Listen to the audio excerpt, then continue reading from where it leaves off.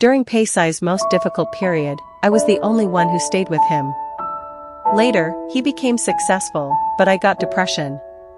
What's even more tragic is that Paisai got too wild and his mistress was already 3 months pregnant. I flew abroad overnight and disappeared completely. But he was looking for me everywhere like crazy. But he didn't know that I had remarried. The wound on my arm was still oozing blood, and I was in a daze. The doctor's voice woke me up. "Didn't your family come with you?" I shook my head gently.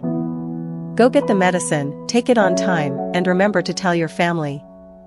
This disease still needs to be taken seriously." I looked at the report in my hand. Moderate depression turned severe. I remembered that when I was cooking at noon, I was dazed when I saw the kitchen knife.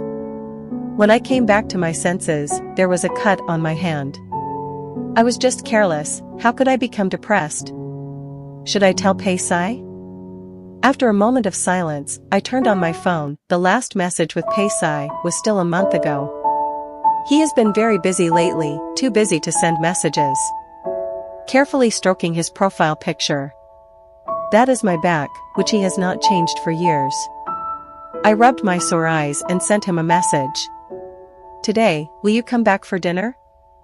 At the moment the message was sent, Paisai passed by me. Maybe I was wrapped too tightly, or maybe it was too long since we last met. He didn't recognize me, and rushed into the surgical clinic with a girl in his arms. He looked very anxious, and I saw him scolding and questioning the doctor, and he must check carefully. I hid behind the door for a while and heard the doctor say impatiently, "It's just a scratch on the knee, it will be fine after applying some medicine. Why are you making such a fuss?"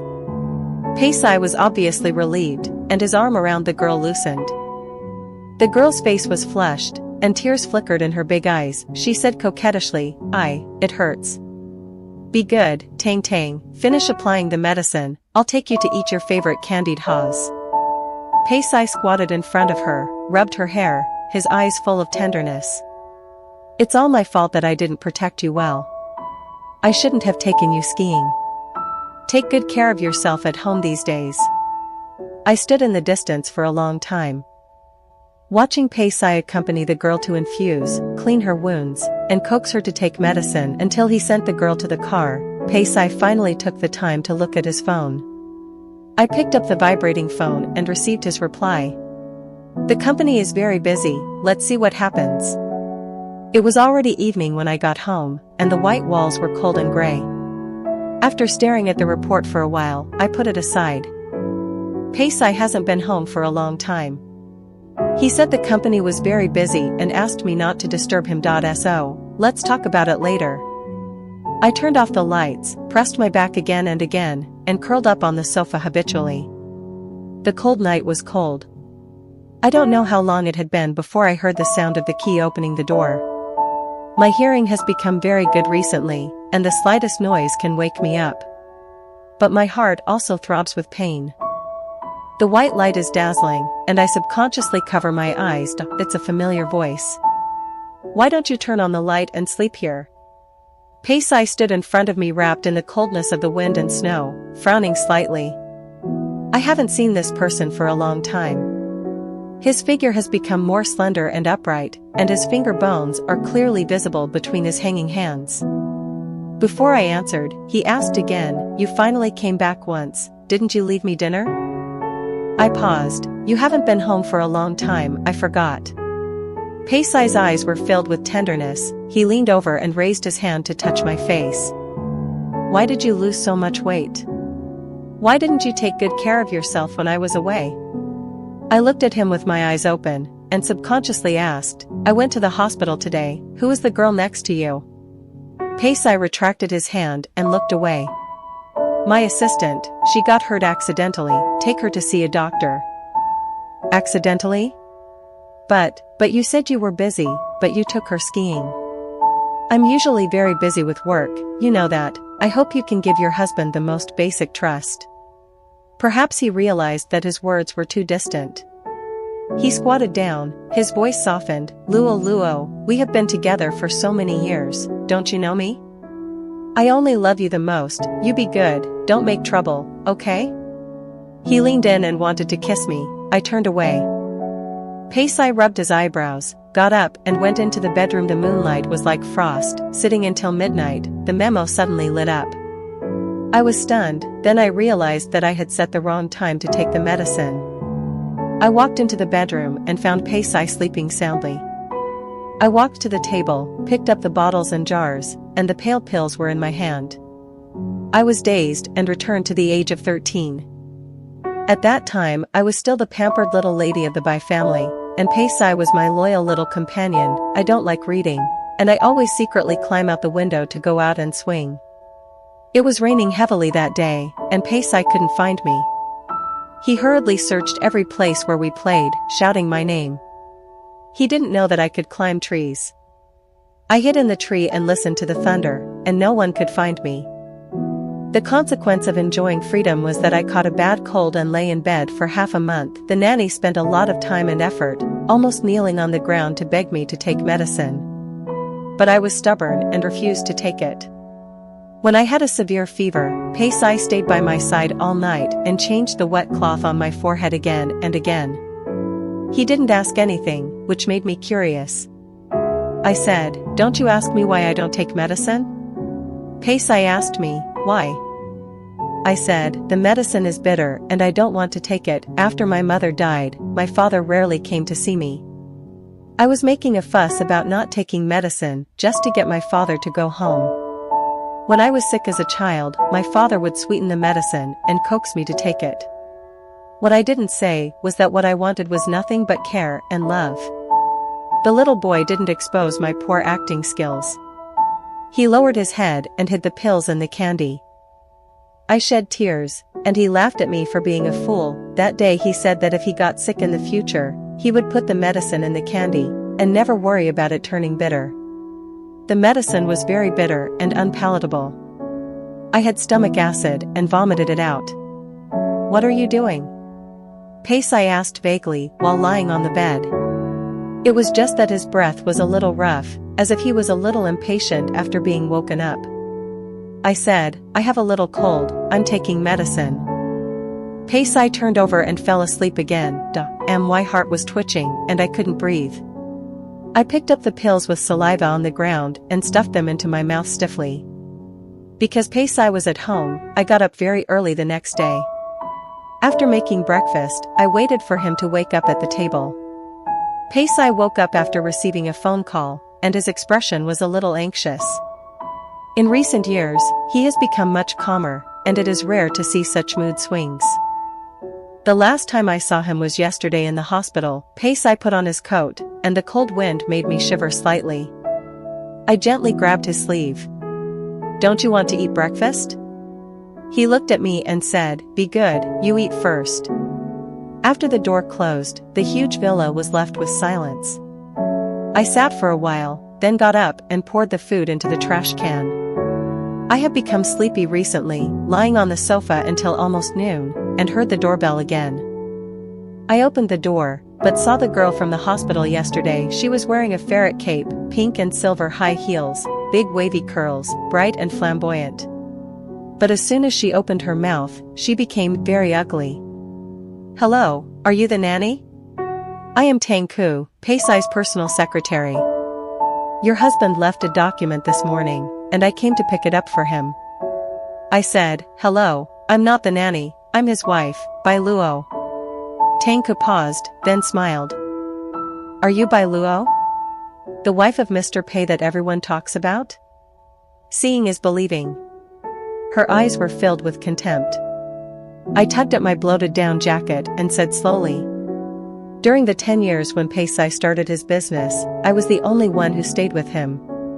Now that he has achieved success, I have become his wife. What kind of explanation is this?" "Miss Bai, it seems that the outside world's description of your dull temperament is false. You are actually very sharp-tongued." She pushed me aside and walked in. "But it's useless to just talk. You have to have a pretty face, a hot body, and good skills. Otherwise, how can you keep Aya's heart? Is it because you are pale and thin? Because you are taciturn? Or because of your ridiculous companionship in the past few years?" You are not really so naive, are you?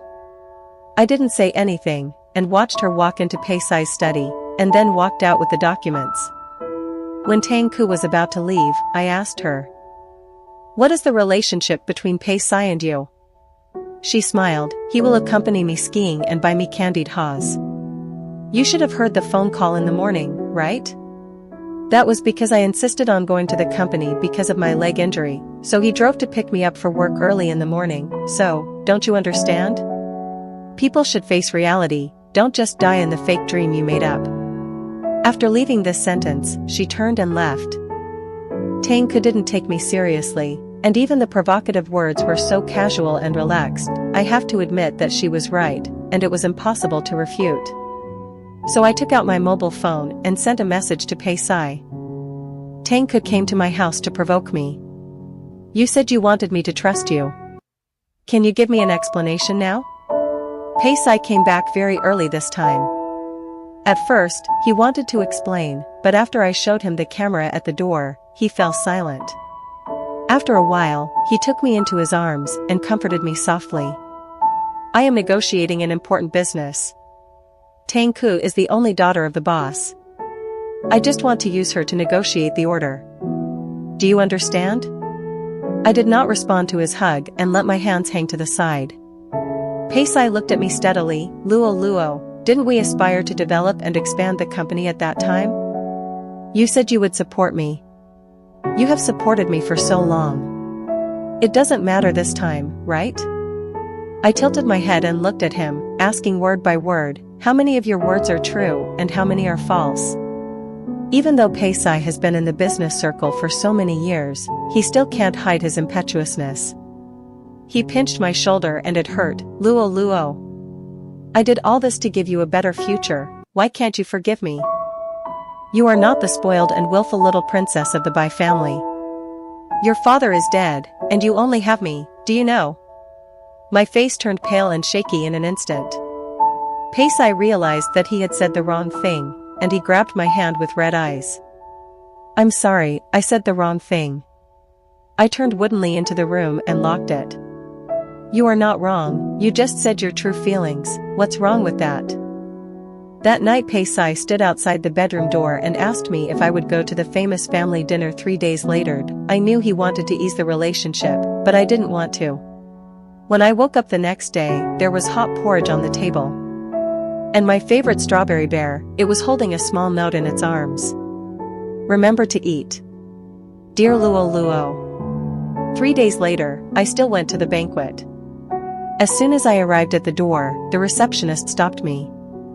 "Hello, ma'am. Please show me your invitation." I froze in place. "Do you want an invitation?" Pei Sai didn't give me one. A woman came over from a distance and pulled me in with a smile. "You are Mr. Pei's wife by Luo, right? I heard Tang mention it. You are looking for Mr. Pei, right? I'll take you there." She smiled eagerly, which made me feel uncomfortable. I couldn't pull my hand back, and she pulled me to the center of the venue. I clenched my hands and tried my best to resist the urge to escape. My eyes swept around, eager to find a sense of peace of mind. Suddenly, my eyes tightened. At a glance, I saw Pei Sai. But, is it him? Is it really? I doubted myself, but there was no reason. How could I mistake the back figure that I had followed for more than 10 years? But Pei Sai really stood there arm in arm with Tang Ku, dressed in a suit, like a perfect match. The woman's voice was full of malice. "Miss Bai, your husband is there, why don't you go?" The dazzling lights and the scrutiny of the guests made me dizzy, and I began to tremble subconsciously. The woman walked up and whispered to Tang Ku, and Tang Ku looked at me following her gaze. She smiled provocatively, and then naturally hooked Pei Sai's arm. Across from the two stood a middle-aged man with a big belly, who looked a bit like Tang Ku. The middle-aged man raised his wine glass and joked about their relationship. Pei Sai smiled but said nothing. Tang Ku said coquettishly, "Look, Dad has misunderstood our relationship." "Ah Yi, you are really a fool. You didn't explain it. What if I can't have a boyfriend in the future? Will you be responsible?" Peisai was slightly drunk, and he had his back to me, obviously not noticing my existence. At most, I will be responsible. Anyway, I am tired of her nonsense. She thought that she could be Mrs. Pei after accompanying me for a few years. It's ridiculous. My heart cooled down at that time. My chest was crushed by someone, leaving only a cold and numb hole. Tangka patted him with satisfaction so that he could turn around and see my face. Isn't Bai Luo right there? Just tell her now. I don't know what my expression was at that time, I just turned around and left subconsciously. Peisai's expression was frightened at that moment, mixed with unspeakable pain and heartbreak. He pushed Tangku away and ran off the stage. I desperately shook him off and tried to grab my hand. The middle-aged man came over and said with a smile, "Comrade Pei should not only speak beautifully, but also keep up with the actions." He was hinting at Peisai to make a choice. I looked at him, and he looked at me. But he couldn't say anything. His eyes were pleading. He was asking me to help him again this time. "Peisai, are you still the person in my memory?" In a trance, memory circled back to that snowy day. Peisai was very young and had no money that year. Because his stomach was very bad and he couldn't drink, I swallowed cup after cup of strong liquor, despite my nausea. In the box, the bosses trampled on the downtrodden young lady and trampled on her dignity. These men with bad tastes found it very interesting. The laughter was mixed with naked desire and scrutiny. Peisai finally couldn't help it and rushed up to beat the boss who wanted to take advantage of me. And I fell in the box with acute gastric bleeding. Peisai carried me to a nearby clinic, and his thin shoulders trembled because of fear. The hoarse panting sound was so clear in the ice and snow. I told him to run slower and not to rush. I heard his rapid heartbeat and suppressed crying. "We're done with this, let's go home. Even if I have to work at a construction site to support you, don't deal with these fame and fortune worlds anymore. I hate this feeling of not being able to protect you, I hate it so much." His words were sincere and passionate, completely melting away my humiliation. Making a career is his lifelong dream, how can I ruin him? I gently lowered my head and kissed away his tears. "Don't be afraid, Xiaoya, you go forward, I'll always be behind you."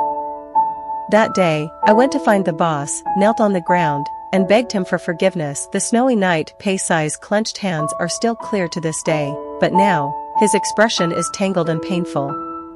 After a moment, he finally let go. "Don't worry, Mr. Tang, I will divorce Bai Luo in 2 days, and I will never wrong Tang Tang." Tangka stood behind Peisai, revealing only a pair of mocking eyes. The onlookers surrounded me one by one, looking down on me, with a pitying attitude. At that moment, I heard the sound of a string breaking. The man in front of me was finally separated from the boy in my memory. Freed. I smiled softly, reached out to take out the divorce agreement in my bag, and handed it to him. "Peisai, no need to wait, get a divorce now." On the way out of the Civil Affairs Bureau, Peisai called many times, but I didn't answer. I just bought a plane ticket to a foreign country overnight and cut off all communication. After getting off the plane, I came to this small town with low prices, quietness, and a sense of belonging. In fact, I had chosen this place half a year ago. It is close to the mountains and the sea, the morning light is dim, and it is not too cold. At night, the streets will light up with warm yellow lights. At this time, you can find a cafe to sit down, open a book, listen to the violin under the starry sky, and your thoughts will fly to the sky with the sound of the wind. Suitable for long sleep. After eating in the restaurant, I fell asleep on the table because of the medicine I took. When I was woken up, tears flowed all over my face. A light golden head poked out from under the table, and the gray-brown eyes stared at me like a puppy. "Oh, sorry, my paintbrush rolled over here and woke you up, so." "Hey. Bye Xiaoluo." I wiped my tears and said with a smile, "Long time no see, Shin Xingchen." It was not surprising to recognize him at a glance. Shin Xingchen's parents are business tycoons, and he himself is a beautiful mixed-race child, so he is very eye-catching in school. Shin Xingchen and I were deskmates for 2 years. Later, he fell ill and went abroad, and I also transferred to another school because my family fell into poverty. Shinshingchen and I sat on the bench and talked for a long time. I learned that after he recovered from his illness, he gave up inheriting the family business and became a free and easy oil painter. When Shinshingchen heard that Pei Sai and I were divorced, he subconsciously straightened up. His tone was not calm. How could your relationship have come to this point? I looked at the stars in the sky and murmured, because I have changed from Miss Bai to a burden, and the poor boy has also changed. Hearing this, Shinshingchen suddenly stared at me. Bai Xiaoluo is so beautiful, so cute, strong and brave, how could she be a burden? I have depression, and I have become neither beautiful, cute nor strong. Maybe the only courage left is to secretly kill myself with a knife one day. I didn't expect that I would still be in the mood to joke, and I couldn't help but laugh softly. I laughed for a long time until Shinshingchen stared at me and couldn't laugh anymore. Before I opened my mouth, Shinshingchen suddenly said, Bai Xiaoluo, do you dare to marry me? Don't joke. No joke. In fact, I also have depression. I am ready to commit suicide today, but my only regret is that I can't marry my ideal wife. Under my shocked gaze, Shinshingchen blinked his dog eyes and begged me. Bai Xiaoluo, just think of it as a blessing and fulfilling the wishes of a poor man like me. I'm stupid, and I won't find out if you cheat. I also love staying up late, so I'll definitely die early. When the time comes, I'll give you all my inheritance. You won't have to wait too long. In a daze, Shinshingchen and I walked out of the Civil Affairs Bureau with our marriage certificate. In the photo, I haven't had time to change my big-eared rabbit black sweater, and I stare at the photographer with my dark eyes, and Shinshingchen on the side is laughing so hard that his mouth is crooked. What's wrong? Don't regret it. I won't agree to a divorce. Seeing that I didn't say anything, Shinshingchen quickly grabbed the marriage certificate and hugged it tightly in his arms. I shook my head. I rarely regret it. I just feel that I'm not worthy of it. Shinshingchen was very happy to hear my answer, and took me back to his villa. The villa is built on the seaside, with huge floor-to-ceiling windows reflecting the blue sea, and pale white curtains fluttering in the wind. There was a huge easel on the marble wall, but it was covered by a veil, so I couldn't see the content. I sighed how Shinshingchen was so rich, and Shinshingchen said that the company was handed over to his eldest brother. His eldest brother loved him very much, so he bought this expensive villa for him to concentrate on painting. I nodded and said nothing. Shinshingchen took my hand and said nervously, Bai Xiaoluo,